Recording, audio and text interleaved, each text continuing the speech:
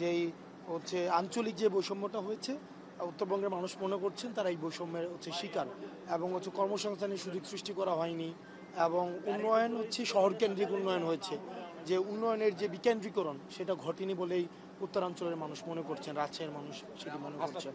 বাংলা ব্লকেটের কর্মসূচিটা নিয়ে যদি একটু বলা হয়, কতটুকু গুরুত্বপূর্ণ ছিল বাংলা ব্লকে? বাংলা ব্লকের এই কর্মসূচি প্রথম কোনো একটা কর্মসূচি, যেটা হচ্ছে নেমিংটা, টার্মিনোলজিটা মানুষের কাছে একদম নতুন ছিল। মানুষ ভাষাগত কারণে মানুষ এটার সাথে এঙ্গেজ ফিল করে, একদম প্রান্তিক জনপদ থেকে শুরু করে তাদের একটা আগ্রহ ছিল আসলে এই বাংলা ব্লকের কী ধরনের কর্মসূচি, এই ইভেন্টটা কী। একটা কনভেনশনাল পলিটিক্সে যেটা হয় হরতাল, অবরোধ, এই ধরনের কর্মসূচি হয়, কর্মবিরতি। তো বাংলা ব্লকেট বা টেলিটারেশন আছে, আমরা শুরু থেকেই চাচ্ছিলাম এই আন্দোলনের নেতৃত্বের জায়গাটা একটা ডিসেন্ট্রালাইজ মডেল ছিল, নতুনত্বের জায়গা। দ্বিতীয়ত হচ্ছে ভাষাগত জায়গাও আমরা চেষ্টা করেছি নতুনত্ব নিয়ে আসার জন্য। সেজন্য আপনি দেখবেন বাংলা ব্লকেট, শাটডাউন, তারপর হচ্ছে দ্রুহযাত্রা, মার্চ ফর জাস্টিস, মানে নেভার বিফোর সিন ইভেন্টস এর মধ্য দিয়ে মানুষকে আমরা কানেক্ট করানোর চেষ্টা করছিলাম। এবং একটা হচ্ছে আমাদের বলা হতো জেনজি প্রজন্ম, একটা হচ্ছে আই হেড পলিটিক্স একটা প্রজন্ম, ওই আই হেড পলিটিক্স প্রজন্মটা হচ্ছে এনগেজ ফিল করেছে এই টার্মিনোলজির কারণে। আমরা দেখছি যে বাংলা ব্লকেটের আগের নামটা কি ছিল? এর আগে যেটা বলছিলেন আপনি, বাংলা ব্লকেটের নামটা আপনারা ওই আমি ছিলাম, নাহিদ, সার্জিস, বাকের ছিল, নুসরাত ছিল, হাসিব ছিল, আসিফ ছিল।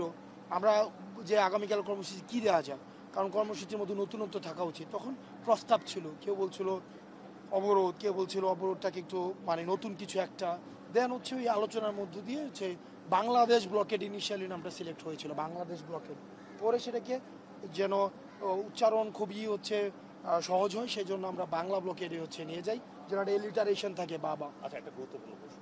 আমরা দেখছি যে মানুষের তো আগ্রহ রয়েছে, এই অভ্যুত্থানকে যেভাবে ডিলিজিটিমাইজ করা হচ্ছে, যেভাবে খারিজ করে দেওয়া হচ্ছে আবেগের কথা বলে, এই অভ্যুত্থানের হচ্ছে মানুষের ক্রোধকে, যেটা গত বছর 5 আগস্ট পর্যন্ত মানে মনে হয়েছে যে যারা ফেসিবাদের বিরুদ্ধে লড়াই করছে, ওই লড়াইটাকে এখন আবার মপতন্ত্র বলে হচ্ছে চালানোর চেষ্টা করা হচ্ছে।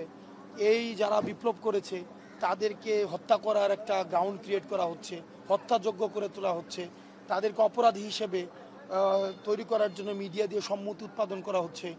আপনি দেখবেন যে কিছু কিছু বুদ্ধিজীবী রয়েছে, ইন্টেলেকচুয়াল ক্লাস রয়েছে, যারা হচ্ছে এই ফেসিবাদকে বৈধতা উৎপাদন করেছে দীর্ঘ সময়, তারাই আবার এখন কথা বলছে, তারাই ওই 5 আগস্টের পূর্ববর্তী ইভেন্টগুলোকে তারাই হচ্ছে বিভিন্নভাবে ভেরিফাই করার চেষ্টা করছে। তো সেই জায়গা থেকে এই অভ্যুত্থানের একটা স্বীকৃতি প্রয়োজন, অবশ্যই স্বীকৃতি প্রয়োজন, এবং সেই স্বীকৃতির জন্য অবশ্যই মানুষ 3 আগস্ট ঢাকায় আসবে।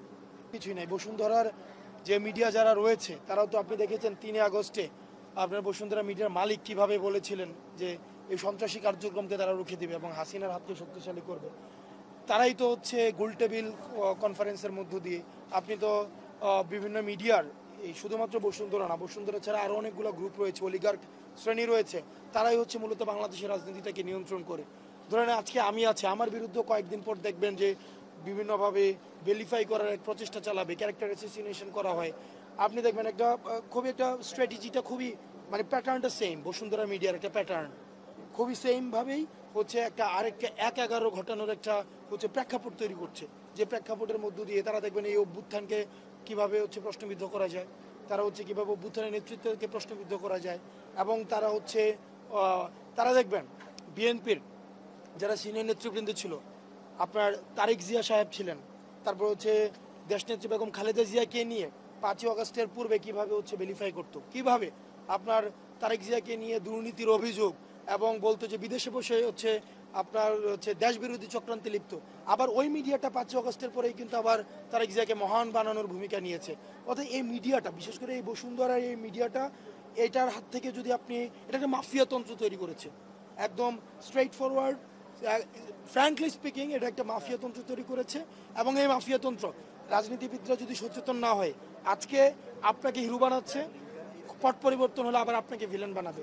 সেজন্য এই মিডিয়া নামে যে বাটপার রয়েছে, মিডিয়া নামে যে অলিগার্ক শ্রেণী রয়েছে, মিডিয়া নামে যে মাফিয়াতন্ত্র রয়েছে, সেগুলো থেকে যদি আমরা ফ্যাক্ট বেসড জার্নালিজম না করতে পারি, আপনাদের মনে হতে পারে আমরা এনসিপির ভিত্তিক জার্নালিজম দরকার নাই, আপনারা যারা সাংবাদিক রয়েছেন দয়া করে ফ্যাক্ট বেসড জার্নালিজম করেন।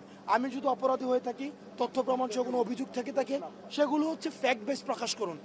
জানা গেল কি জানা গেল, তারপর হচ্ছে যেমন কিছুদিন আগে এক উপদেষ্টার বাবার বিরুদ্ধে অভিযোগ আসছে চাল চুরি নাকি করেছে, নিউজ করেছে যে উমুক উপদেষ্টার বাবার চাল চুরির বিষয়ে যা জানা গেল, নিউজে গিয়ে দেখে এটা কিছুই নাই। এই যে ক্লিক বাইটার জার্নালিজম, এগুলোর মধ্য দিয়ে আসলে ক্যারেক্টার অ্যাসোসিয়েশন করা হয়। অবশ্যই বসুন্ধরার গণমাধ্যমগুলো যারা অভ্যুত্থানের পূর্বে আপনি দেখবেন এই গণতান্ত্রিক পট পরিবর্তনকে প্রশ্নবিদ্ধ করেছে, নির্বাচনের বৈধতা দিয়েছে, হাসিনাকে বৈধতা দিয়েছে, এবং 5 আগস্টের পূর্বে হাসিনা যে বিজনেসম্যানদেরকে নিয়ে হচ্ছে প্রেস কনফারেন্স করেছে, ওখানে গিয়েও তারা কিন্তু হাসিনাকে বৈধতা দিয়েছে। আপনি দেখবেন হাসিনার হাতকে শক্তিশালী করার জন্য তারা হচ্ছে ওখানে শপথ দিয়েছে, হাসিনার কাফেলাতে তারা হচ্ছে হাসিনার সাথে জান্নাতে জাহান্নামে যাইতে চায় এমনও কমিটমেন্ট দিয়েছে। এখন তাদেরকে দিয়ে আবার আপনি গণতন্ত্র হচ্ছে পুনঃপ্রতিষ্ঠা করতে চান, এই বিষয়গুলোকে আমরা সন্দেহের চোখে দেখি। আপনাদের সাংবাদিকদেরকে বলবো, আপনারা ফ্যাক্ট বেসড জার্নালিজম করেন, সেটা ক্ষমতার বিরুদ্ধে যাক অথবা ক্ষমতার পক্ষে যাক।